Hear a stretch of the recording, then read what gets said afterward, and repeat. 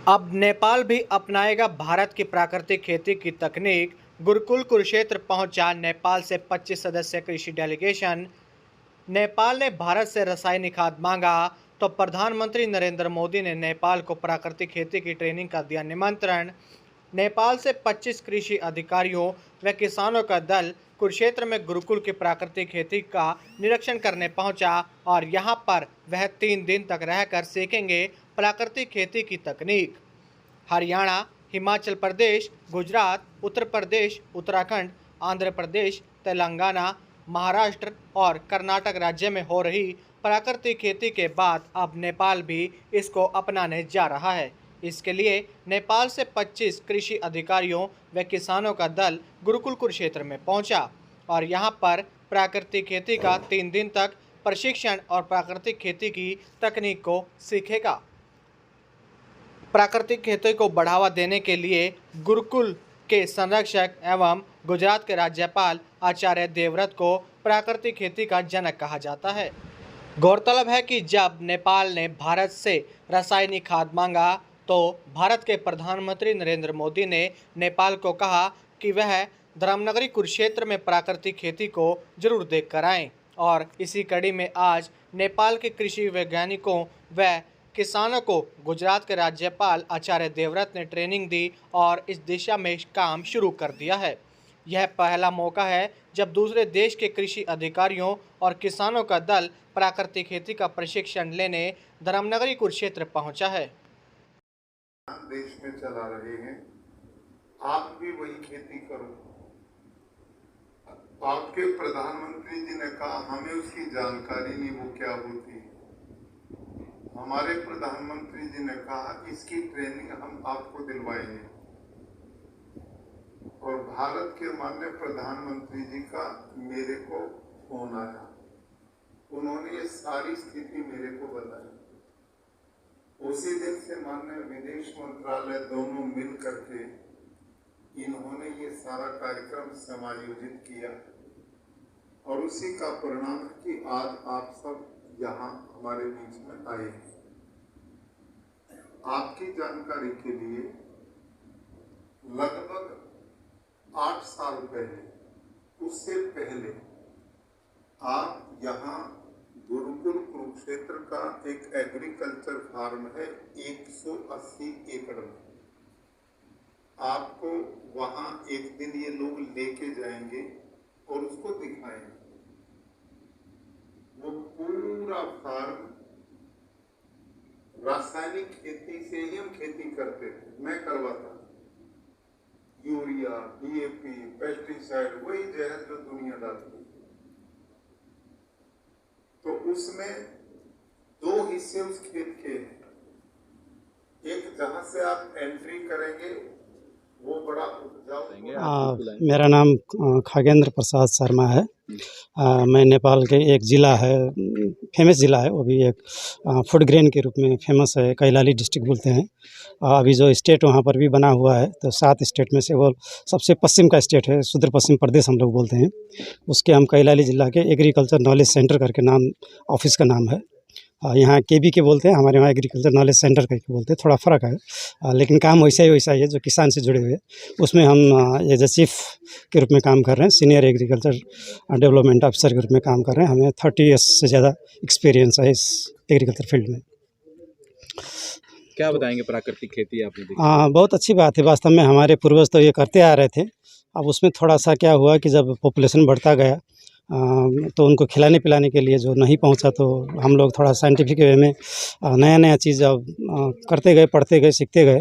लेकिन अब बाद में फिर यहाँ क्या देखा गया कि ज़्यादा हम लोग शायद केमिकल की तरफ जा रहे हैं, तो उससे और दुष्परिणाम बहुत आ रहा है। जैसे अब कैंसर हो रहा है और कई तरह के बीमारियाँ बढ़ रही है। अब इंडिया में तो सुना है कैंसर ट्रेन ही चलता है गवर्नमेंट ने, तो इतना बहुत मतलब बुरा हालत है। तो हम लोग भी नेपाल से जुड़े हुए हैं, मतलब पड़ोसी देश हैं, तो इसका कुछ भी अच्छाई भी जो भी इंडिया में होगा उसका भी प्रभाव नेपाल में पड़ता है और जो यहाँ खराबी होगी तो उसका भी प्रभाव पड़ता है। इसीलिए ये सबको हल करने के लिए अभी ये नया कॉन्सेप्ट के रूप में, यद्यपि हमने कहा कि ये बहुत नया तो नहीं है क्योंकि हमारे पूर्वज इसको करते आ रहे हैं, लेकिन उसका थोड़ा साइंटिफिक, उसको थोड़ा प्रूफ करते हुए जैसे अब पहले भी हमारे पूर्वज जंगल से लाके सूखा मतलब पत्तियाँ डाल के खेती करते थे, गाय भैंस का मतलब पेशाब यूज़ करते थे, गोबर यूज़ करते थे, वो तो पहले भी करते थे, लेकिन उन लोगों को उतना या उनको जानकारी नहीं था या कितना डालना है, उसमें क्या है, वो मतलब किस लिए वो फ़ायदा दे रहा है, ये सब अब हम लोग थोड़ा साइंटिफिक वे में हमारे प्रोफेसर साहब लोग, हमारे साइंटिस्ट लोग सिखाते हैं, उसको प्रूफ करके देते हैं, तो वो थोड़ा उस हिसाब से हमारे जो नेचर ने दिया है हम लोग को, अच्छा चीज़ जो नेचर ने दिया है उसको हमको यूज़ करना है। अब बाहर का चीज़ का खाली एक व्यापारियों के मतलब उनके उन्नति के लिए, अब जैसे देख रहे हैं आप लोग हॉस्पिटल में कितने मतलब कोई भी हॉस्पिटल खाली नहीं है, हर जगह मतलब जगह पाना मतलब बेड पाना भी मुश्किल है। तो ये सब कहाँ से आया है? यही सब खान पीन से आता है, खाने पीने से ही सब बीमारियाँ होती है। इसीलिए अब हम लोग को फिर अपने पूर्वज को स्मरण करते हुए, उसमें सुधार करते हुए, उसमें साइंटिफिक वे में काम करते हुए मतलब खिलाना पिलाना भी है, सारा संसार का जो ग्रोइंग पॉपुलेशन है उसको खिलाना पिलाना भी है, और न्यूट्रिशियस चीज़ भी देना है, हेल्दी फूड भी देना है, और हम हमारे प्रकृति को भी बचाना है, क्योंकि प्रकृति रहेगा तब ना सब खेती बाड़ी रहेगा। प्राकृतिक खेती जी, आपने इसीलिए देखी आज यहाँ पे गुरुकुल में? जी, अभी हम लोग कुछ देखे हैं, कुछ आज और कल 2 दिन हम लोग यहाँ रहेंगे। ये हम लोग का सौभाग्य मिला, भारत सरकार को हम इसलिए धन्यवाद देना चाहेंगे। हम लोग 25 लोग नेपाल के पूरब से लेकर पश्चिम तक सभी स्टेट के लोग हैं। मिनिस्ट्री लेवल से लेकर डिपार्टमेंट लेवल से लेकर डिस्ट्रिक्ट लेवल में काम करने वाले लोग हम लोग हैं। लाइव स्टॉक सेक्टर से भी हैं, एग्रीकल्चर सेक्टर से भी हैं। तो कुछ नेपाल भी प्राकृतिक खेती करेगा करेगा। अब हम लोग ऑर्गेनिक में तो थोड़ा बहुत काम कर रहे थे, लेकिन अब ये आज समझ में आ रहा है कि अब धीरे-धीरे कि ऑर्गेनिक का है कि लोग ने लूटना शुरू किया, बहुत व्यापारियों ने। तो वास्तव में हमारे जो किसान थे वही वास्तव में ऑर्गेनिक फार्मिंग है। इसलिए जैसे हमारे नेपाल में मैं भी कभी-कभी बड़ा असर से चकित हो जाता हूँ कि जैसे ऑर्गेनिक डीएपी बोल के लोग लूट रहे हैं, देखिए। अब ऑर्गेनिक डीएपी कहाँ होता है? अब ऐसा चीज़ मतलब, और जो प्योर ऑर्गेनिक हो तो हमारे किसान के घर में है या जंगल में है। तो इसलिए वो सब समझने के लिए हम लोग खेती को बिल्कुल नज़दीक से देखा गुरुकुल में आके आपने? जी, अब देख रहे हैं, और कल तक भी हम लोग यहाँ 2 दिन रहेंगे। अभी प्रोफेसर साहब लोग यहाँ हैं, हमारे सीनियर बहुत आदरणीय व्यक्तित्व लोग हैं। स्वयं राज्यपाल इतना मतलब हमारे गर्व की बात है कि उनके दर्शन हुई। उन्होंने ये जो शुरू किया है यहाँ गुजरात के राज्यपाल साहब ने, और दोनों देश के प्रधानमंत्री जी के जो विजिट था, वीवीआईपी विजिट था, उसमें ये डिसाइड किया गया था कि हम लोग पड़ोसी देश हैं, हमारा रोजी रोटी का संबंध भी है, हर चीज़ मतलब संबंध है। खुला संसार में ऐसा कहीं नहीं है जो खुला बॉर्डर 2 देश के बीच में है। तो नेपाल ही भारत ऐसा है जो खुला बॉर्डर है। इसलिए हमने पहले कहा कि अच्छाई भी दोनों तरफ जाती है, अब बुराई भी दोनों तरफ जाती है। तो इसलिए बुराई को कम करते हुए अच्छाई को आगे बढ़ाना ज़रूरी है। और तो दोनों प्रधानमंत्री ने इसको डिसाइड किया कि हमारे दोनों देश के साइंटिस्ट को लोग को एक्सटेंशन में जो काम करते हैं, किसान लेवल पर जो काम करते हैं, उनको ट्रेनिंग दिया जाए, सिखाया जाए, एक दूसरे का ज्ञान लिया जाए, और जनता के हित के लिए, पब्लिक के हित के लिए और विश्व के हित के लिए काम किया। मैं काठमांडू में प्राकृतिक खेती करता हूँ। जो खेती मैंने विगत 17 साल से कर रहा हूँ। अभी पहले जैविक करता था, पहले जो वो जैसे चलता था वैसे करता था। अभी प्राकृतिक में जो लगा हुआ है, इसमें हमने बहुत फ़ायदा देखा। उत्पादन के भी फ़ायदा है और स्वास्थ्य के भी फ़ायदा है। हमने पैसे कमा के बड़े बनने से हमें धर्म भी कमाना चाहिए। जो विषादी डाल के जनता के घर घर में जाएगा हमारा उत्पादन, हमारा जो प्रोडक्शन होता है वो विषादी रहित बना के पहुँचाएँ, तो इसी में धर्म है। हमने बहुत तरह के जीवाणु उत्पादन करते हैं। जंगल से मट्टियाँ लेके बनाते हैं। ये गन्ना के जो गुड़ है उससे बनाते हैं। इसमें हमें करीब 8-10 आइटम बना के हमने अपने आप मल बनाते हैं। वो मल से प्राकृतिक खेती बनता है। कम लागत में अच्छा मुनाफा हाँ, कम लागत में बनता है। ये इसमें विषादी डालने की ज़रूरत नहीं है, नहीं डाल रहे हैं हम। तो नेपाल भी आज यहाँ आया है, कुरुक्षेत्र हर इंडिया हाँ। में ये प्राकृतिक खेती देख रहे हैं नेपाल। ये प्राकृतिक खेती देखने के लिए आए हैं और सीखने के लिए आए हैं। जो हमने किया हुआ है उससे और ज़्यादा सीखेंगे। यहाँ के डॉक्टर साहब सिखाएंगे और यहाँ के जो खेती बना हुआ है वो देखने को मिलेगी, और उससे अभी जो हम कर रहे हैं उससे ज़्यादा और अच्छा करने के लिए हमें प्रेरणा मिलेगा। क्या नाम आपका? मेरा मेरा नाम पुष्कर केसी है। मैं अर्घाखाँची जिला के रहने वाले हूँ, और अभी काठमांडू विगत 17 साल से मैं काठमांडू में खेती कर रहा हूँ। और मेरा लेवल का और नया किसान जो बन रहे हैं उनको भी मैं जी, यहाँ ये नेपाल से एक डेलीगेशन आया हुआ है, 25 इसमें प्रतिनिधि हैं, और नेपाल के लगभग जो भी कृषि से संबंधित डिपार्टमेंट हैं उनका सभी का रिप्रेजेंटेशन है इसमें। कृषि विभाग से हैं, डेयरी विभाग से हैं, और प्रोग्रेसिव किसान वो भी आए हुए हैं इसमें। ये संभावना देखने के लिए कि क्या प्राकृतिक खेती से आगे बढ़ा जा सकता है, क्या प्राकृतिक खेती से आत्मनिर्भरता की तरफ बढ़ा जा सकता है। इसकी डेवलपमेंट इस तरह हुई कि नेपाल के प्रधानमंत्री जी, देश के प्रधानमंत्री श्री माननीय नरेंद्र मोदी जी से मुलाकात हुई।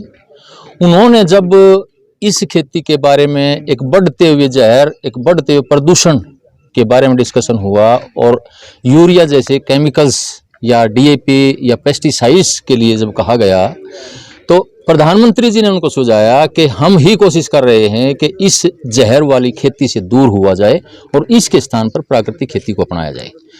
तो उन्होंने उस स्तर पे जो एक एग्रीमेंट आया, तो उसके बाद जो नेपाल के एग्रीकल्चर मिनिस्टर और इंडिया के एग्रीकल्चर मिनिस्टर श्री नरेंद्र तोमर जी, इनके बीच मुलाकात हुई और एक एमओयू हुआ कि यहाँ पर नेपाल से प्राकृतिक खेती सीखने के लिए प्रतिनिधिमंडल आएंगे और यहाँ पर गुरुकुल कुरुक्षेत्र में जो खेती की जा रही है आचार्य देवव्रत जी की प्रेरणा से, उनके मार्गदर्शन में, क्योंकि यहाँ जो 180 एकड़ का फार्म जहाँ हम खड़े हुए हैं, इस पूरे 180 एकड़ के फार्म पर कोई भी पेस्टिसाइड, कोई भी केमिकल इनपुट प्रयोग नहीं होता है। ये पूर्ण तरह से प्राकृतिक है और इसमें आप फसल को देख करके अंदाजा लगा सकते हैं कि किसानों से कम नहीं ज़्यादा ही पैदावार है। आप धान की फसल देख लीजिए, गन्ने की फसल देख लीजिए या दूसरी कोई भी फसल देख लीजिए। तो इसमें प्राकृतिक खेती में क्या है कि ये जैसे एक तरह से किसान का खर्चा लगभग पूरी तरह से बच जाता है और इसमें एक गाय से 30 एकड़ तक की खेती संभव है, जबकि शुरू के साल में इतना संभव नहीं है, क्योंकि शुरू में जब इसमें यूज होता है प्राकृतिक इनपुट्स, तो इसमें सबसे जो इम्पोर्टेंट इनपुट है वो है, जो रीढ़ की हड्डी है, वो है जीवामृत।